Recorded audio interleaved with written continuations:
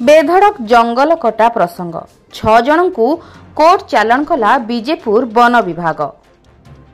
लोके निर्भय Hector Hector मूल्यवान गछ काटी अवशिष्टांश को पोड़ी दे बेआईन भावे पोड़ू चाष करुवा बेले एहाकु नै अंचल में तीव्र असंतोष प्रकाश पाइबा सह अभियोग होइतिला। एहीपरि अभियोग होइतिला कलाहांडी जिला लांजीगढ़ ब्लॉक विश्वनाथपुर दक्षिण वनांचल बीजेपुर सेक्शन घाटी कुंडरू जंगलर।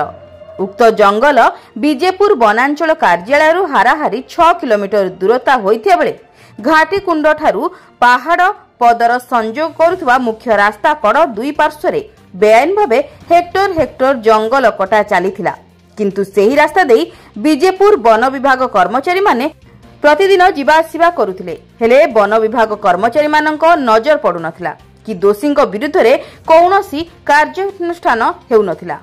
लोकंक अभियोग को नहीं मार्च मास 13 तारिख गुरुवार रे दैनिक जन अधिकार लाइव खबर कागज रे बा लाइव प्रकाश पाइथिला। प्रकाश परे बीजेपुर वन विभाग तत्परता देखाइबा गंभीरतार सहित तदंत आरंभ करिथिला। तदंत परे सत्यासत्य पाई मदनगुड़ा गाँव लांजी माझी 55 वर्ष, दीपेन सुना 20 वर्ष, राम माझी 27 वर्ष, साइबू माझी 23 वर्ष, बनांग माझी 50 वर्ष, काकुड़ा माझी 53 वर्ष को गिरफ्त करी 6 जन को कोर्ट चालाण करिथिबा बीजेपुर फॉरेस्टर पद्मलोचन सबर सूचना दैछंती।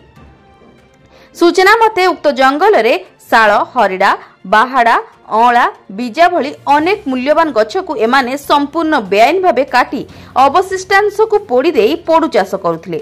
एने वन विभाग पाखरे खबर थिले सुद्धा कौनसी पदक्षेप ग्रहण करू नथिबा जोगु दिनकु दिन जंगल ध्वंस हेउछि ओ जंगली वन्यजंतु एबे जनबसती मुहा हेउथिबा बेले उभय जंगली जंतु और मनिषंक मध्यरे मुहामुही हेउचंती एवं अनेक मनुष्यर जीवन जाउछि बोली बुद्धिजीवी महल रे चर्चार विषय पाल्टिथिला।